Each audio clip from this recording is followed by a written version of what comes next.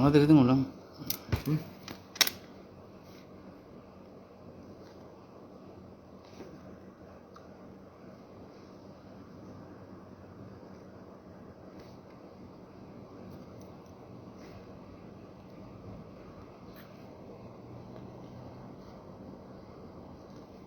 Oh ya iya ta. Ya nah.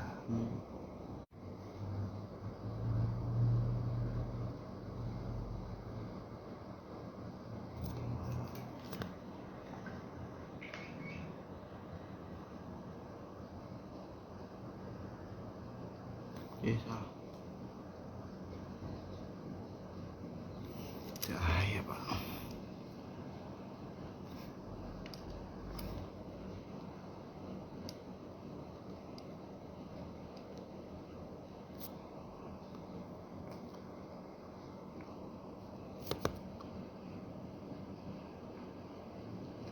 Amal santet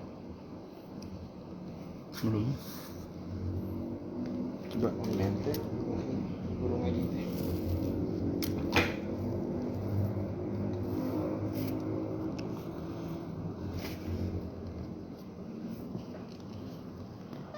Nah ini undang.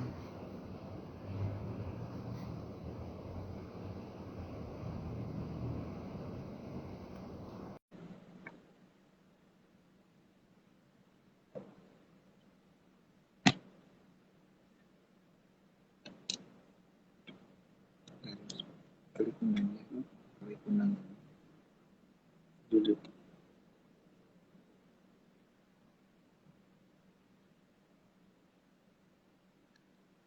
Klik undangannya.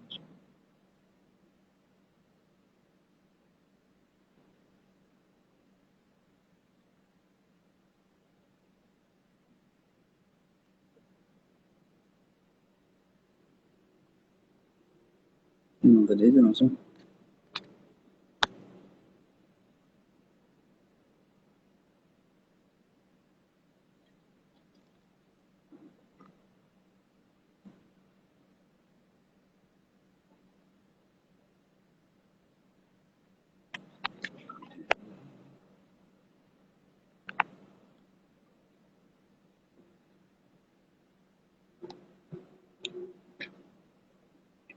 Dan pinjamkan permintaan.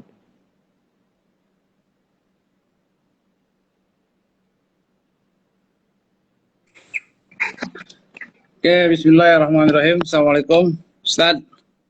Waalaikumsalam warahmatullahi wabarakatuh. Ya, sehat Ustaz ya. Alhamdulillah, alhamdulillah. Masya Allah. Senang lihat Ustaz cerah begini. Senang lihat Habib Bajri nih. Sehat, sehat. Alhamdulillah sehat. Alhamdulillah. Ini kita mempersingkat waktu aja lah Ustaz. Mungkin Ustaz juga sibuk. Kita sebenarnya ingin sharing aja tadi ya. Tidak dalam konteks kita menggurui, tapi kita sharing buat teman-teman pemirsa supaya paling tidak Ustadz bisa memberikan proses pencerahan yang berkaitan dengan Islam dan jihad literasi.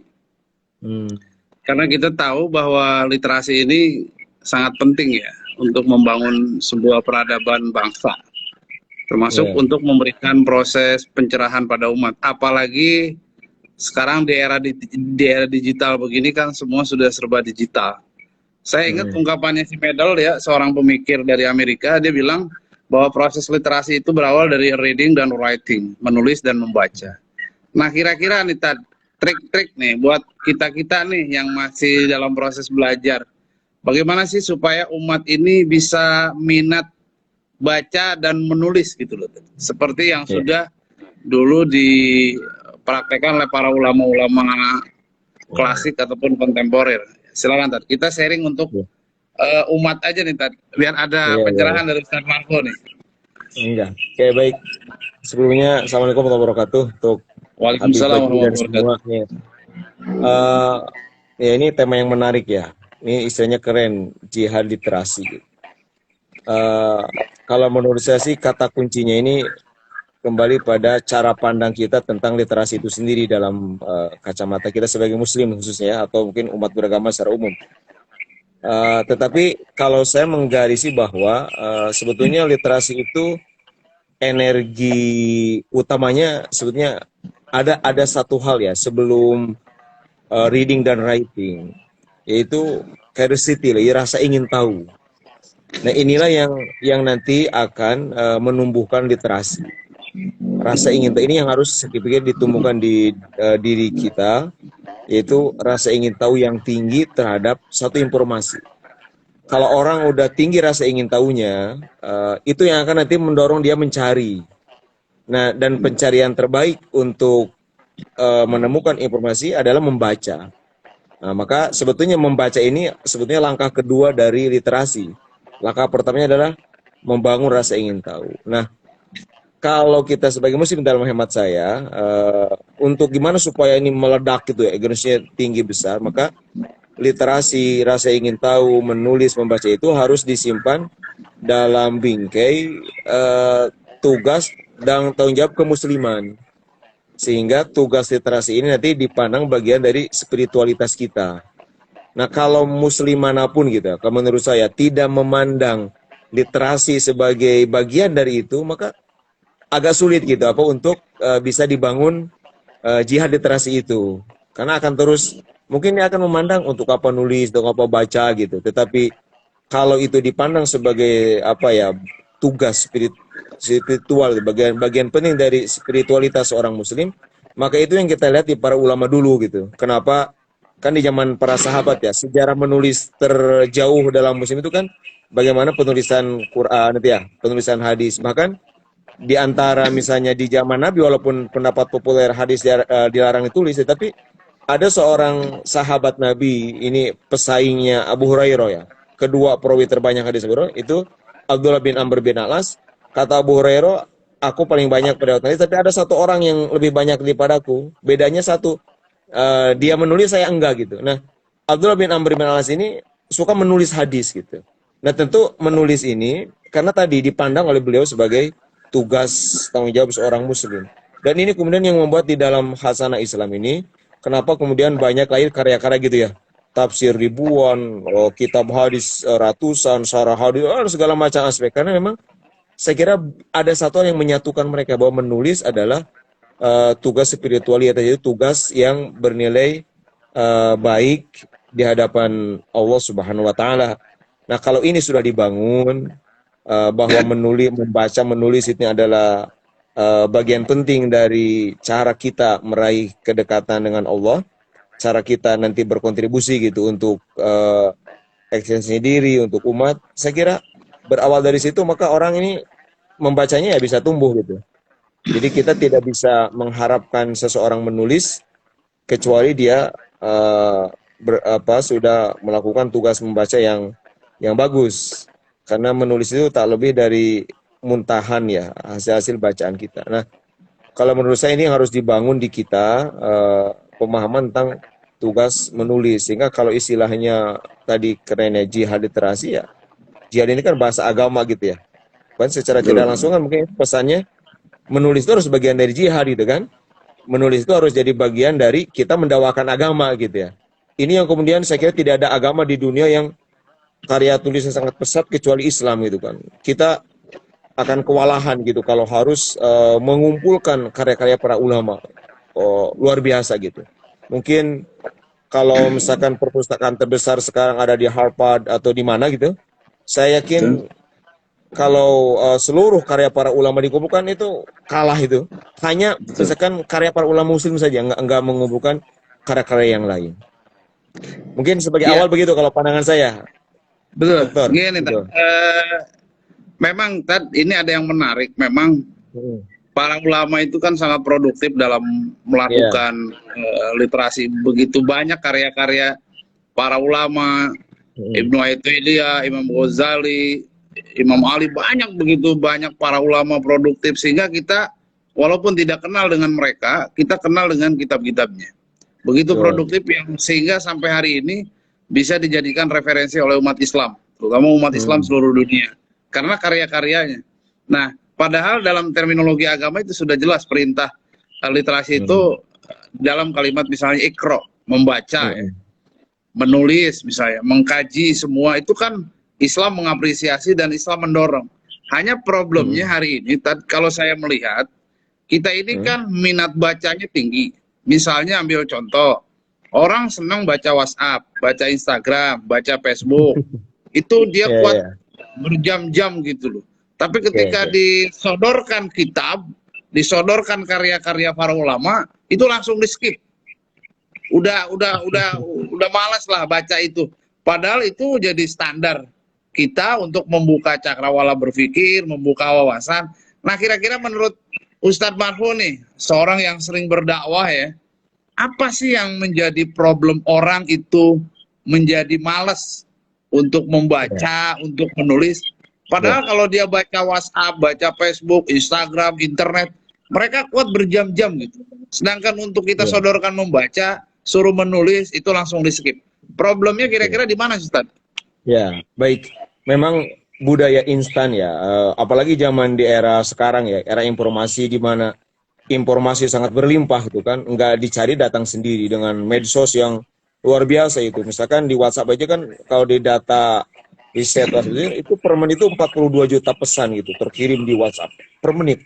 Nah ini yang kemudian membuat kemalasan ini makin merasa apa ya, orang merasa malas pun tidak masalah kok, tanpa baca saya dapat informasi gitu. Nah ini permasalahannya adalah saya pikir di budaya instan untuk informasi kita harus bangun bahwa misalkan untuk agama ya, kalau untuk agama itu kita harus bangun bahwa agama itu tidak bisa kecuali dengan belajar.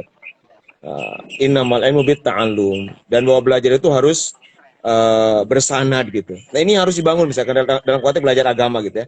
Nah kalau orang paham ini bahwa belajar itu hanya sah kalau dari guru gitu, berguru, datang ke majelis bertemu, maka orang tidak akan merasa saya udah belajar agama hanya dapat dari WhatsApp, dapat dari Facebook, dapat dari berbagai macam medsos gitu. Nah kalau ini udah dipahami dengan sebaik-baiknya, sampai kita udah paham semua bahwa prinsip bahwa as-sanad minad-din gitu ya, sanad bagian penting dari agama gitu, sampai kenapa dalam hadis perbuatan itu ketat banget. Nah ini harus dibangun dulu gitu. Nah pemahaman tentang ini yang lemah, ini membuat orang merasa tidak masalah ketika nggak ngaji, nggak masalah ketika hanya tadi baca di medsos ya, di segala macam. Nah ini saya pikir yang harus diluruskan dulu mindsetnya. Untuk bahwa belajar dapat ilmu agama itu harus dapat dulu. Oke lah kalau ilmu-ilmu non syar'i gitu ya, yang kontennya tidak ditetapkan berdasarkan wahyu, itu nggak ada masalah. Itu sangat membuka gitu kan. Mau otodidak, mau belajar dari manapun itu terbuka. Nah tetapi untuk dalam konteks kita tadi belajar ilmu agama karena para ulama itu nggak bisa kecuali tadi berguru. Nah setidak-tidaknya di antara bentuk berguru kemampuan membaca. Nah kalau membaca memang kalau kepada sumber asli kan berbahasa Arab ya. Memang ini mensyaratnya ke kemampuan mengakses buku-buku berbahasa Arab. Nah mungkin sekarang dengan banyaknya informasi terjemahan, karena di terjemahan ada tidak bisa dipungkiri itu banyak ditemukan reduksi gitu ya, makna segala macam sesuai ini penerjemahannya. Ini juga membuat orang makin budaya insannya makin tumbuh gitu. Nah ini yang harus saya pikir diluruskan dulu. Nah orang kalau sudah banyak baca dengan sumber-sumber yang terpercaya gitu, saya kira menulis itu akibat ya. Kalau saya melihatnya, kalau menurut saya orang yang sering baca itu lambat laun dia bisa nulis kok gitu, lambat laun. Tetapi kalau orang yang jarang baca itu ya ibaratnya, kalau ibarat cucian diperet kumoge gitu ya, ibarat baju ya kalau nggak ada airnya mau diperet yang penting nggak bakal netes setetes pun gitu. Tapi kalau dia udah basah dengan bacaan, disimpan doang itu udah netes airnya gitu. Apalagi diperet gitu, diperes demikian lupa, artinya ada dorongan kok itu pasti akan banyak. Nah saya kira poin yang kedua adalah memang pola pikir instan dalam belajar agama ini yang menjadi tantangan kita juga gitu, jihad kita gitu ya. Jihad kita ini menghadapi pola pikir masyarakat serba instan, ditambah dalam kondisi sekarang informasi serba berlimpah gitu kan. Nah orang merasa ini harus seperti kita dakwakan ya, ngaji harus baca tadi. Nah mungkin untuk para ustadz ya, kiai ajengan yang mampu, para dosen, mungkin tadi itu harus betul-betul bisa mengakses sumber-sumber yang primer, sumber yang terpercaya sedemikian rupa gitu. Itu yang kedua menurut saya. Jadi termasuk kan untuk menangkal berita-berita hoax juga kita akan memerlukan diperkuat literasi, karena orang yang terjebak terhadap berita-berita hoax juga salah satunya karena faktor literasi. Karena saya yakin kalau literasinya dia kuat, bacaannya dia kuat, menulisnya dia kuat, dia juga akan mampu memfilterisasi mana berita yang benar-benar valid, mana berita benar yang hoax. Dan ini kan yang terjadi di masyarakat. Terutama misalnya ada beberapa ustadz, dai, kadang-kadang misalnya menyampaikan yang memang itu sebenarnya tidak valid misalnya kan. Nah ini juga mungkin karena ada kekurangan literasi misalnya kan. Bahkan para ulama juga sudah memberikan apresiasi terhadap orang-orang yang memiliki kemauan untuk atau kesadaran spiritual untuk bisa membaca, menulis, sehingga bisa mampu menangkal berita-berita yang tidak benar, tidak valid, sehingga tidak menimbulkan fitnah atau kegaduhan di masyarakat. Nah, kira-kira menurut Ustadz nih, apa sih yang bisa kita lakukan supaya masyarakat bisa merubah? Satu tadi yang Ustadz sampaikan adalah merubah mindset, tidak instan. Paling tidak bisa seperti apa yang dikatakan oleh para ulama-ulama dulu, misalnya ikatlah ilmu dengan sebuah tulisan. Bahkan Imam Ghazali juga pernah mengungkapkan kalau kita bukan anak ulama besar atau anak raja besar, maka menulis. Bahkan Napoleon Bonaparte pun dia justru sangat takut terhadap orang yang suka menulis ketimbang saya harus berhadapan dengan tentara yang berlapis-lapis. Nah ini begitu pentingnya literasi gitu.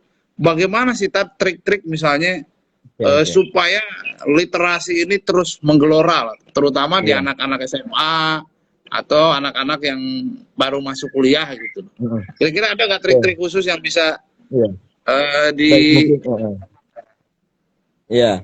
saya kira pertama nih, hal pertama yang harus kita bangun adalah semangat belajar. Bahwa belajar ini tugas agama, fardu gitu ya. Ini. Jadi belajar, ngaji itu.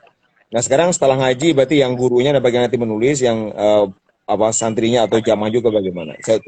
Yang kedua, ketika kita belajar, nah maka kemudian bagaimana hasil ngaji itu yang berarti bersumber gitu kan, ada gurunya, bisa dipertanggungjawabkan. Maka lalu mulailah kita melakukan dakwah jihad tadi, tulisan. Itu apa? Banyak hal bisa dilakukan misalnya. Kan banyak orang nih bukan hanya baca mungkin, nulis juga rajin kan? Nulis status itu ya. Nulis status, nulis postingan. Nah ini kenapa tidak? Ini semua tuh kita ini misalkan mulai sekarang menjadikan misalkan status WhatsApp, wall di Facebook, atau caption di Instagram, apalagi di Twitter, itu mengapa tidak? Mulai sekarang itu dijadikan sebagai cara kita menyimpan hasil ngaji gitu. Jadi misalkan kita dengar dari guru kita, atau mungkin kalau dapat ustadz, dapat kiai ajengan dosen, mungkin hasil mutolaah gitu ya. Hasil mutolaah itu tik gitu di status tadi atau di Twitter yang hanya satu karakter, kita send misalkan. Nah ini sehingga tidak sembarangan nulis, tidak sembarangan bikin status, tapi benar-benar memastikan diri status yang ditulis adalah status ilmu, baik ilmu yang memang kalau kita sebagai guru mungkin yang kita kaji, atau ilmu yang kita dapat dari guru-guru kita. Nah kalau semua punya komitmen ini, saya pikir misalkan di kontak kita ada berapa ratus kontak WhatsApp misalnya, dan setiap orang punya semangat begitu aja dulu, itu mungkin kalau dikumpulkan dari 100 status gitu ya, yang semua punya komitmen, saya hanya akan menulis status ilmu gitu, yang saya dapat dari guru, atau saya dapat mutolaah, dapat mengkaji, dapat riset gitu. Saya pikir ini akan menjadi jihad yang luar biasa. Jadi setiap orang yang saling baca status itu akan dapat ilmu. Bukan misalkan menulis yang asal ya, yang sebenarnya nanti jadi hisab. Nah kalau kita kembali kepada agama kita, saya pikir semuanya udah jelas ya. Misalnya bagaimana tadi tentang hoax itu, kalau kita kembali bahwa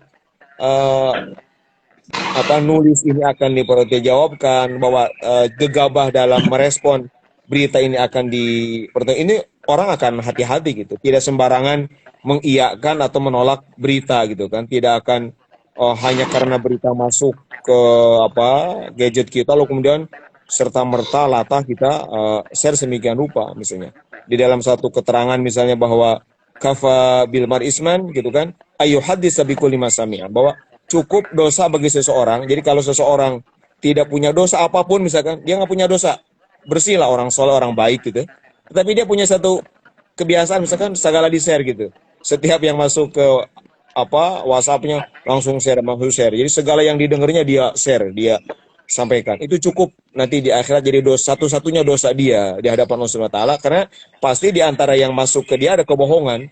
Berarti dia tidak tabayun. Nah, ini prinsip tabayun, prinsip hadis tadi. Jadi kalau kita kembali pada ajaran Rasulullah, sebetulnya untuk membangun jihad literasi, untuk membangun ketelitian, untuk membangun apa kehati itu udah sangat lengkap sebetulnya. Kalau kita benar-benar kembali pada ajaran Rasulullah SAW, karena saya pikir budaya literasi tinggi para ulama itu pasti karena mereka menangkap gitu ya pesan Rasul yang sangat tinggi untuk menulis itu kan, sehingga Quran tertuliskan, hadis segala macam kan, semua ilmu dari Quran hadis sumbernya itu kan hanya ada karena tadi literasi itu. Jadi kalau dimulai dari kebiasaan kecil, kita banyak baca, kita benar-benar ngaji berguru, lalu hasil ngaji kita tulis gitu. Seperti para ulama gitu ya. Kan kalau kita lihat hierarki ilmu apa atau apa ya istilahnya kitab gitu. Kan pertama misalkan ada satu kitab ditulis misalnya gitu kan. Lalu kitab itu disarahi gitu ya. Lalu sarah itu dikomentari gitu kan. Maka kita mengenal misalkan dalam kitab itu ada matan, ada hasyiah gitu ya.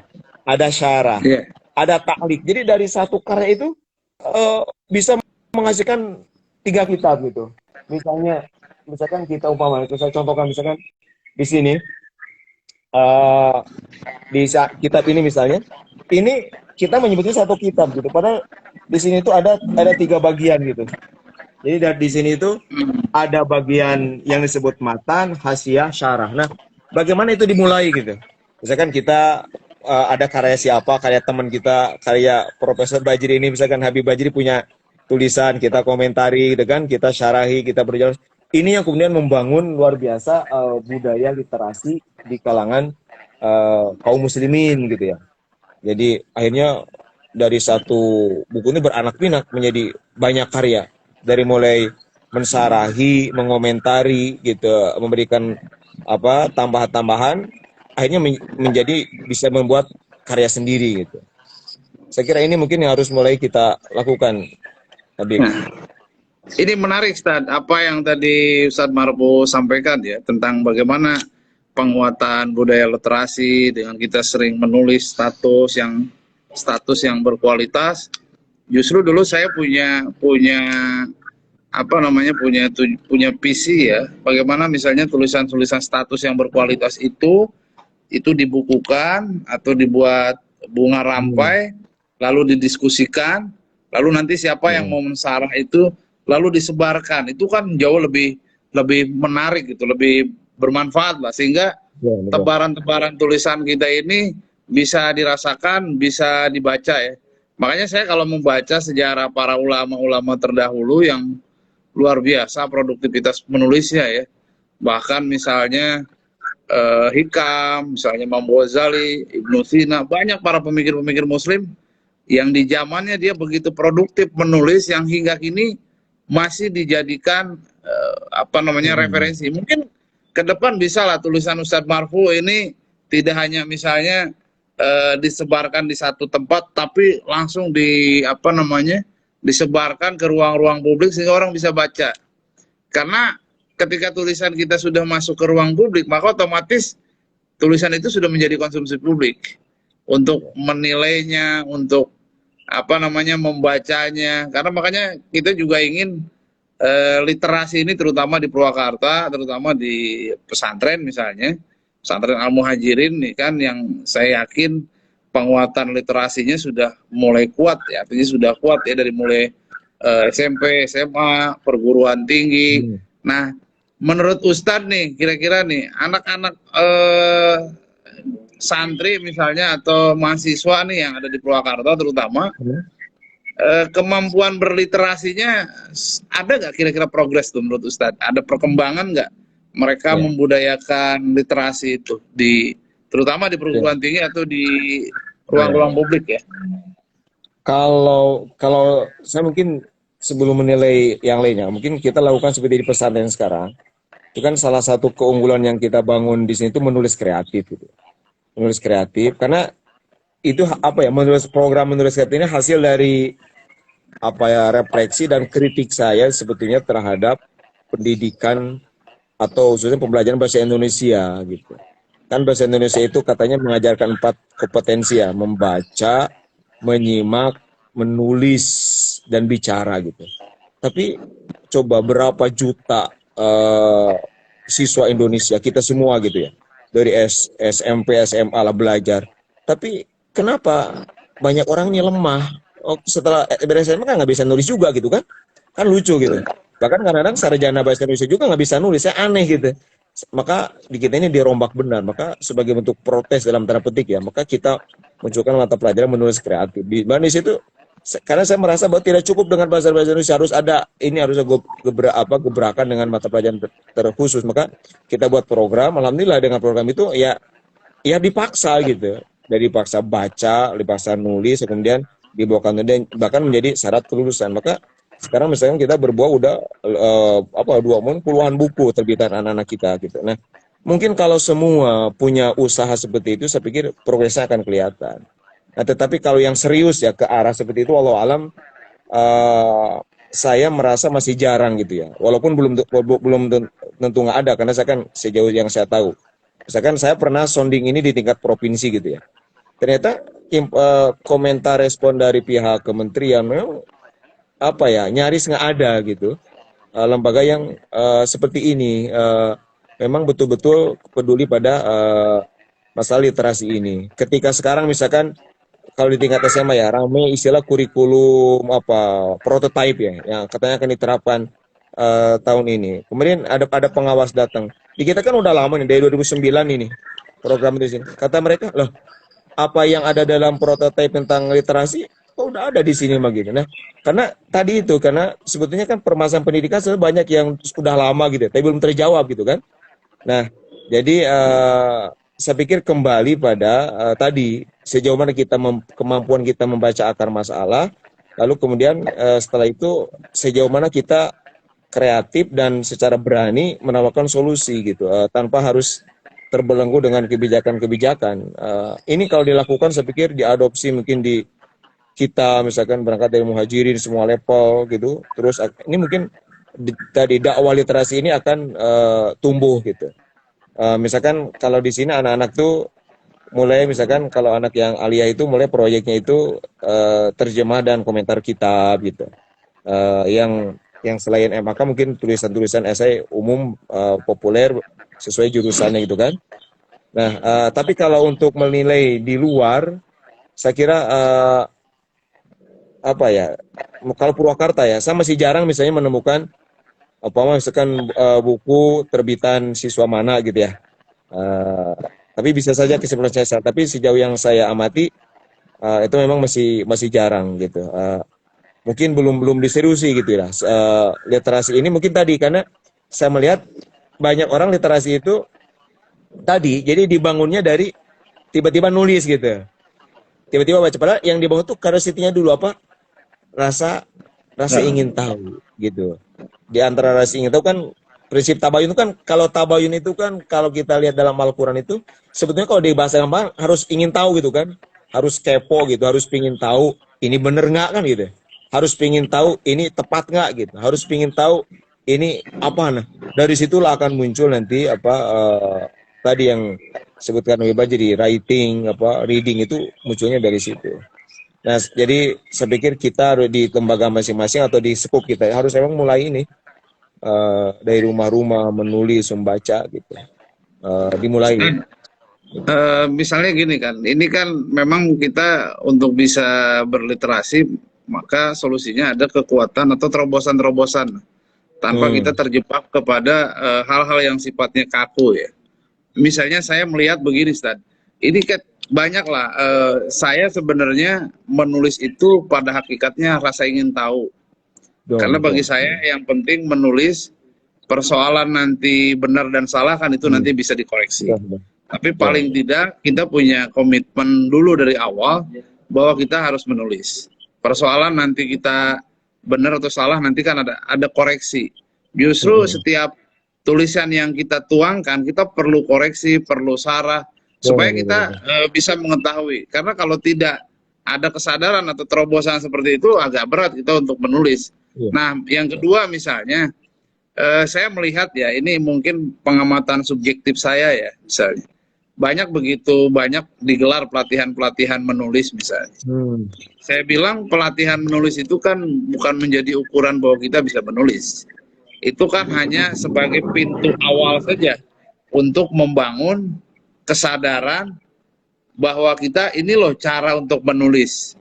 Jadi tidak jadi karena banyak orang yang tidak banyak mengikuti pelatihan misalnya, tapi ada spiritnya. Maka saya bilang pelatihan itu harus dijadikan pintu awal untuk kita bisa menulis. Jangan sampai nanti setelah melakukan pelatihan sudah selesai, tidak ada lagi komitmen untuk kita menulis.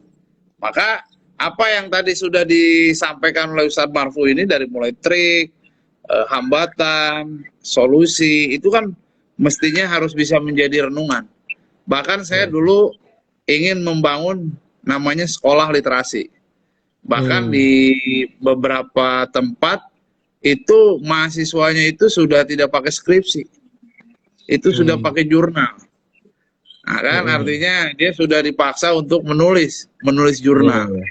Sehingga hasil jurnal itu bisa dipublikasikan dan memang harus dipaksa untuk supaya orang bisa berliterasi. Karena kalau tidak ada paksaan atau motivasi dari kita atau dari orang-orang penggiat literasi agak berat untuk membudayakan literasi.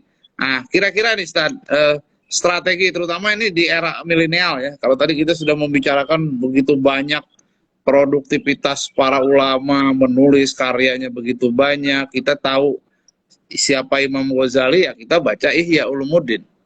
Kita tahu Ibnu Athaillah misalnya kita baca kitab Hikam. Apalagi kitab Hikam yang sudah disarah banyak. Nah, itu kan awalnya dari situ. Nah, di era milenial ini nih, di era digital nih, bagaimana trik-trik misalnya untuk para pemuda, mahasiswa, supaya mereka paling tidak mereka bisa mengurangi baca WhatsApp. Tapi dia lebih, lebih kuat. Karena kalau kita lihat, kalau disuruh baca, mereka langsung skip. Wah, ini saya agak berat nih. Tapi kalau baca WhatsApp dia kuat. Ini di era milenial kira-kira apa? Terobosan-terobosan yang perlu kita lakukan secara radikal lah, secara lebih menyeluruh. Ada nggak kira-kira triknya tadi? Ya mungkin gini, dulu tuh saya pernah ikut lomba ya. Tahun berapa itu? Ikut lomba nasional tentang bagaimana menumbuhkan budaya literasi. Dan alhamdulillah itu ide saya juara satu nasional ya. Masya Allah. Intinya itu tadi bagaimana. Nah, yang gampangnya begini. Jadi kita mulai dari langkah-langkah kecil, langkah-langkah sederhana. Saya waktu itu namanya programnya Quote It gitu ya. Quote It itu intinya kan kita nggak bisa mengingkari ya, apalagi yang di rumah gitu ya. Kalau di pesantren kan jelas lebih terbatas lah, tidak boleh menggunakan gadget segala macam. Nah, yang di rumah ini seperti sekolah-sekolah di rumah ke mahasiswa itu daripada kita melarang anak pakai WhatsApp dan kemudian malah kucing-kucingan gitu kan, melarang ini. Kenapa tidak mahasiswa ini justru kita tantangannya bukan bagaimana Anda bisa tidak pakai akses WhatsApp atau medsos dalam sehari sekian jam, saya kira bukan begitu, tetapi tantangannya adalah bagaimana isi WhatsApp atau medsos Anda itu produktif gitu. Nah, kalau ini dibuat satu gerakan, misalkan di mahasiswa kita misalnya, gerakan bahwa setiap isi Instagram, isi WhatsApp gitu, isi Facebook itu harus berupa kutipan gitu kan? Harus berupa kutipan. Jadi artinya kalau berupa kutipan berarti kan harus menyebutkan sumbernya kan? Sehingga karena kalau tidak berupa kutipan nanti dia bisa ngasal kan, bisa kopas dari manapun. Nah ini diberi tantangan kutipan, sehingga syaratnya itu harus kemudian nyebutin kalau bukunya dari mana, penulis siapa, halaman berapa. Kalau mungkin informasi lisan mungkin dari pengajian mana atau siapa, jam berapa. Nah ini yang kemudian nanti mau nggak mau akan membiasakan diri tadi, disiplin nulis gitu. Dari mulai mungkin tulisnya cukup satu berapa kata gitu, seperti misalkan kita adopsi Twitter 140 karakter. Lalu kemudian itu dari mana sumbernya, kalau buku apa, lalu kemudian dia tuangkan, awalnya berupa teks. Cukup teks mungkin di apa WhatsApp itu bisa, di Facebook bisa teks aja, tapi harus tulis sumbernya. Nanti berkait naik lagi misalkan jadi grafis. Jadi dari teks itu sekarang dikemasnya harus berupa grafis misalkan, supaya misalkan bisa diposting di Instagram gitu. Terus nah ini saya pikir kalau continue dilakukan gitu, ada mungkin dikemasnya bisa lomba, bisa apa. Saya pikir apa ya, hal-hal besar ini akan tergerogoti oleh kebiasaan ini gitu. Memang yang penyakit yang udah menahun ini kan tidak bisa tiba-tiba gitu ya. Kita tidak bisa tiba-tiba memaksa orang yang jarang baca puluhan tahun tiba-tiba baca kan, akan sangat sulit kembali gitu. Nah tetapi kita ciptakan satu kondisi di mana orang itu mau nggak mau dia harus baca, dan untuk membuat orang baca maka jangan suruh baca gitu, tapi suruh orang itu melakukan satu aktivitas yang tidak mungkin tanpa baca. Jadi kalau kita nyuruh santri kita, anak kita baca, itu mungkin dia baca atau tidak. Tapi kalau kita meminta mereka nulis, coba harus nulis gitu. Kita nggak usah nyuruh baca, maka mereka pasti baca. Karena menulis tidak mungkin tanpa membaca. Nah ini kadang-kadang di apa saya melihat ya, kenapa kan ini udah jadi gerakan nasional ya. Literasi itu kan gerakan nasional kan, literasi itu. Tapi kenapa gagal gitu kan? Udah ramai gitu gerakan nasional literasi gitu kan, menulis. Lalu ada gerakan baca sekian menit sebelum belajar kan di sekolah-sekolah itu. Tapi kenapa minat baca masih lemah? Ya karena kalau siswa disuruh baca, dia punya masih dua pilihan, baca atau tidak. Tapi kalau siswa kita suruh nulis, pokoknya Anda harus nulis. Kita nggak usah bicara baca pun, dia akan nanti otaknya itu apa bekerja bahwa loh apa yang saya tulis itu kan, berarti saya harus cari bahan dong buat ditulis. Maka ketika kita nyuruh baca itu alamiah, maka sebetulnya nyuruh membaca ketika nulis. Ini saya pikir trik cara membuat program gitu. Tadi kita harus mengikuti cara kerja otak kita gitu. Anak-anak kita misalkan di rumah ya jangan disuruh mandi, karena kalau disuruh mandi dia punya dua pilihan, mandi atau tidak. Tapi suruh sesuatu yang mau tidak mau harus mandi gitu. Gitu kan? Misalnya hal apa yang sedang dihadapi suruh, maka mau nggak mau mandinya itu akan menjadi, sehingga membaca tadi itu akan timbulnya dari apa motivasi internal gitu. Karena ketika dia harus baca itu ada kesimpulan dia untuk menulis itu. Beda dengan ketika anak siswa di sekolah suruh membaca, sebagai perintah guru itu akan berat juga. Tapi kalau anak pokoknya harus nulis, seperti kita coba di sini harus nulis esai itu kan, tiap semester sekian produknya, maka mereka mau nggak mau harusnya baca gitu. Jadi bacanya akan muncul dari kekuatan motivasi internal, itu akan sangat kuat biasanya kalau muncul dari dalam diri sendiri gitu. Artinya jadi menulis itu kita harus mampu menciptakan situasi yang mengakibatkan siswa itu bisa baca, menulis. Gitu. Jadi situasi yang membuat mereka menulis itu kapan nih? Sehingga nanti mereka secara otomatis bisa menulis. Sehingga menulis gagasan, ide. Maka saya sering bicara ke teman-teman itu atau ke para mahasiswa, coba dibiasakan kita dalam situasi yang tenang, nyaman, karena memang untuk bisa menulis, membaca itu memang perlu ketenangan, perlu situasi yang sejuk. Ini jadi kalau ini menulis itu sebetulnya tadi semua orang tuh bisa sebetulnya.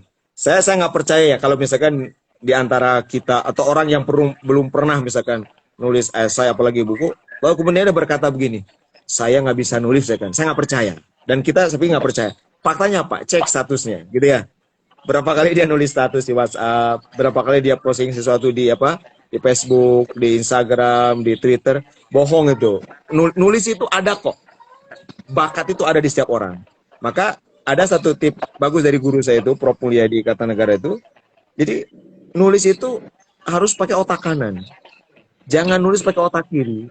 Jadi nulis aja apa adanya, abaikan masalah EYD, abaikan masalah titik koma, abaikan masalah diksi, pokoknya nulis aja nulis. Selama orang paham tulisan kita, mau orang mengkritik tanda bacanya, abaikan aja. Yang penting orang ngerti tulisan kita gitu. Nah ini mungkin yang juga bisa jadi menghambat banyak orang gitu untuk menulis. Karena mungkin takut salah, saya nggak tahu ini pilihan katanya apa, ini akan menghambat. Maka tulis saja, mengalir pakai otak kanan. Nanti urusan edit biarin bagian editor itu kan, bukan bagian kita gitu. Ini mungkin gitu ya. Gimana Ustaz? Ya saya sepakat. Jadi memang menulis itu pakai pendekatan otak kanan. Saya juga pernah mengalami ya, karena saya juga sedang dalam proses belajar misalnya. Menulis itu ya bisa dikatakan otodidak. Saya dari awal misalnya, kalau kita bicara pengalaman pribadi misalnya, yang penting nulis. Persoalan nanti salah atau tidak salah, saya mah nulis. Tidak harus terjebak pada titik, koma, itu nanti ada bagiannya lah.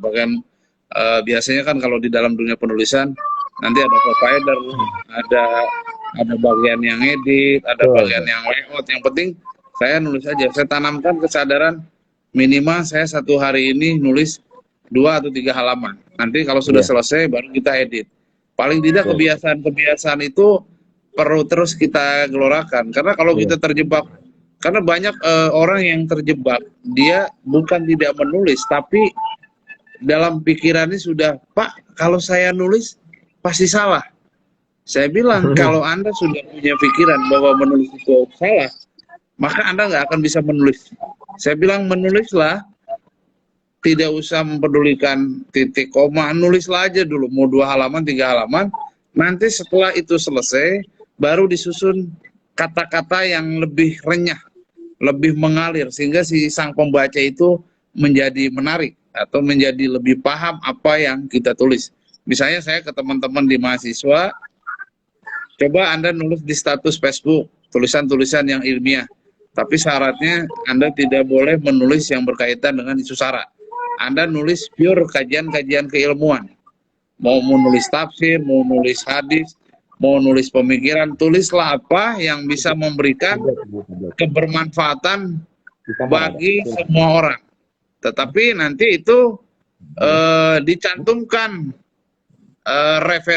referensinya, sehingga misalnya menulis status, misalnya menulis di IG, misalnya menulis di apa, jangan menulis yang menyinggung perasaan orang, tapi Anda menulis pure yang memberikan pencerahan pada umat, memberikan pencerahan pada semua, sehingga Anda bisa dikenal orang itu karena tulisan. Jadi mulai dari Facebook, IG, WhatsApp, jadi nggak usah Anda nulis yang kaitan yang kita tidak paham, sehingga nanti kita dikhawatirkan terjebak dengan hoax. Nulis aja, yang penting nulis. Sehingga banyak orang yang produktif menulis, memang awalnya dari situ. Sehingga banyak penulis-penulis produktif yang tulisannya kalau kita kan sekarang banyak terjebak oleh aturan-aturan formal ya. Soalnya harus terindeks, harus apa itu kan. Saya bilang terindeks itu anggap saja bagian dari bonus, yang penting Anda menulis. Nah, terakhir tadi, ini karena mungkin Ustadz juga ada agenda lain. Finishingnya tadi, kesimpulan dari apa yang kita ingin sampaikan, kira-kira apa kesimpulan yang bisa kita ambil sehingga para netizen nih yang menonton siaran ini mendapatkan pencerahan, sehingga mereka ini punya kesadaran bahwa saya mulai hari ini harus menulis. Sebelum kita closing statement. Nah, pertama, menulis tidak mungkin tanpa baca. Jadi setinggi apapun Anda ingin nulis, sebanyak apapun pelatihan nulis Anda ikuti, gitu ya. Sehebat apapun guru menulis kita, gitu. Ke siapapun kita belajar, orang hebat misalkan penulis bestseller, kalau nggak baca nggak bisa. Jadi membacalah sebagai cara kita merespon perintah Allah, Iqra. Baca apa saja, karena di Iqra itu Allah nggak kasih maf'ul bih, maf'ul bihnya Allah buang. Berarti baca apa saja, itu. Ini yang luar biasa diwariskan Rasulullah pada kita, membaca, membaca, membaca. Anda membaca, nggak usah mikirin mau nulis apa, tidak usah berpikir apa, asal baca. Nanti Anda tiba-tiba kaget. Kalau banyak baca, tiba-tiba kaget bahwa banyak banget yang bisa Anda tuliskan. Awalnya bisa sederhana, dari status, di medsos awalnya. Tetapi dari yang sederhana itu tadi dikumpulkan, dan lalu kemudian menjadi satu karya. Saya pikir ini yang harus kita lakukan untuk memulai dakwah literasi atau jihad literasi. Kan ini adalah warisan Rasulullah, warisan para ulama. Membaca adalah tugas keislaman, membaca adalah tugas ruhani, ya. Tanpa membaca kita akan mati, jadi sebelum kematian datang. Jadi dan menulis, dan ada kalimat bagus mungkin saya kutip ini dari ulama hadis Indonesia, pimpinan pesantren Darussunnah. Itu saya ke pesantrennya dulu, anak saya ngaji di situ, itu bagus, budaya nulisnya tinggi. Itu ada kalimat begini, la tamutunna illa wa antum katibun. Jadi jangan dulu mati sebelum Anda pernah nulis. Nah, kalau kemarin kita di sini ada sidang esai, saya diskusi temanya, temanya ini aja. Apa, menulislah sebelum namamu dituliskan di batu nisan. Jadi pastikan seperti itu. Saya pikir insya Allah mungkin kita berguru nih kepada ya Habib Dr. Bajri nih yang udah banyak banget bukunya. Saya kira beliau pasti orang yang banyak baca, beliau pasti orang yang nggak mungkin lah. Walaupun saya nggak tahu beliau baca berapa, saya yakin 100% pasti baca gitu. Nggak mungkin bisa nulis sebanyak itu tanpa membaca. Pasti karena banyak saya baca. Jadi hakikatnya gitu. Belajar ke Ustadz Marfu nih. dengan dialog begini, Ustadz, hakikatnya saya kan tidak dalam konteks menggurui, tapi dalam konteks ini kita ingin sharing. Ini saya mendapatkan pencerahan yang luar biasa nih dari Ustadz Marfu. Karena kalau kita berbicara tentang dunia literasi nggak cukup sehari, nggak cukup 1 jam. Ini harus terus kita gelorakan. Maka dengan dialog ini kita berharap ke Ustadz Marfu ini kita akan, insya Allah akan kita rutinkan kan. Ya, kita akan rutinkan. Nanti tema-temanya kita akan bikin supaya kita terus kajian-kajian ini dakwah secara digital akan terus. Saya juga banyak mendapat pencerahan nih dari Ustadz Marfu ya tentang begitu dahsyatnya literasi, bagaimana Al-Quran memerintahkan kita untuk menulis, bagaimana ulama-ulama terdahulu mendorong umatnya untuk menulis, karena kita juga, saya pribadi yakin, saya tidak pernah ketemu dengan siapapun misalnya, tapi karena dengan membaca karyanya, seolah-olah saya sedang berkomunikasi dengan penulisnya. Jadi kalau saya membaca kitab Ihya Ulumuddin, saya hakikatnya sedang berkomunikasi dengan Imam Ghazali melalui kitabnya. Saya membaca Quran, saya seolah sedang berkomunikasi dengan Sang Pencipta. Saya menulis atau saya membaca karyanya Ustadz Marfu misalnya, walaupun Ustadz Marfunya di mana, saya sedang berkomunikasi dengan Ustadz Marfu dengan karya-karya ilmiahnya. Maka ini luar biasa ya para pemirsa, apa yang tadi disampaikan oleh Ustadz Marfu. Mudah-mudahan beliau ini selalu istiqomah dalam menebarkan. Saya sering, termasuk saya penonton setia nih kajian-kajian Ustadz Marfu ini di YouTube Al Muhajirin ini kan. Saya selalu baca gitu. Banyak pencerahan-pencerahan ya dari YouTube-nya. Kadang-kadang kajian ahad. Kalau nggak Pak Kiai, Ustadz Marfu, Ustadz Ade, saya sering melihat di YouTube. Jadi banyak pencerahan-pencerahan yang beliau sampaikan, dari mulai tadi trik-trik membaca, faktor-faktor yang menghambat, solusinya tadi sudah disampaikan oleh Ustadz Marfu. Mudah-mudahan apa yang disampaikan oleh Ustadz Marfu ini memberikan manfaat buat kita semua dan para netizen semua, bahwa kita perlu terus menggelorakan dunia literasi sebelum kematian. Kalau tadi bahasanya Ustadz Marfu, sebelum kematian, bahkan sebelum kita ditulis di nisan, maka kita harus memproduktifkan tulisan-tulisan kita, dan menulislah, nggak usah mikir-mikir yang lain, yang penting menulis. Mungkin itu saja ya Ustadz ya, apa yang tadi Ustadz sampaikan ini sangat luar biasa bermanfaat bagi saya pribadi. Saya perlu banyak Sama-sama. belajar ke Ustadz Marfu karena Nah, Ustadz Marfu ini tingkat tawadunya sudah Masya Allah. wow. Mudah-mudahan selalu istiqomah Ustadz ya. Selalu Amin, sehat amin, amin, amin. memimpin Amin, pesantren amin, Al-Muhajirin, terus amin. kawal mahasiswa dan santri-santri yang ada Iya, untuk ya selalu Allah. menyebarkan kebaikan dan menebarkan maslahat dengan dakwah digitalnya. Sehat selalu Ustadz. Amin. Saya Amin, mengucapkan sama-sama. banyak terima kasih waktunya Ustadz. Sama-sama, Maaf, jazakumullah mungkin khairan, nanti sama-sama. lain waktu kita diskusi dengan tema-tema yang Iya, lain Ustadz.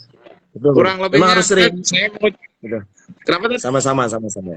Ya memang harus sering Mengucapkan gerakan banyak mengingatkan gitu kan, harus mengingatkan juga, harus ya luar biasa juga gitu kan. Karena kan ini udah penyakit malas bacanya kan udah berkarat juga gitu. Ini memang Al-Kasel. nggak cukup sekali 2 kali, betul. Betul. Jadi terus kita akan mengingatkan, mengkajikan, dan mudah-mudahan Betul. Ustadz Marfu sehat dan selalu ada waktu buat saya Amin, yang amin. sedang belajar Insya Ustadz. Allah. Oh, enggak. Bisa Betul. kajian-kajiannya bisa setiap minggu atau berapa dengan tema-tema Iya, yang iya. lebih aktual dan menarik karena ini hanya untuk sharing tentang bagaimana supaya Iya, kita betul. punya kesadaran untuk berliterasi. Terima kasih Ustadz. Iya. Sehat selalu Sama-sama. untuk Ustadz dan Amin, keluarga amin. semuanya dan Amin, amin. istiqomah dalam menebarkan Amin. kebaikan dan memimpin pesantren Iya, iya. Al-Muhajirin dengan sangat lebih baik. Amin. Kurang lebihnya mohon Ya, maaf Ustadz. Wallahu ya. muwaffiq ila aqwamit thoriq. Assalamualaikum warahmatullahi wabarakatuh. Waalaikumsalam Terima kasih. warahmatullahi wabarakatuh. Ya.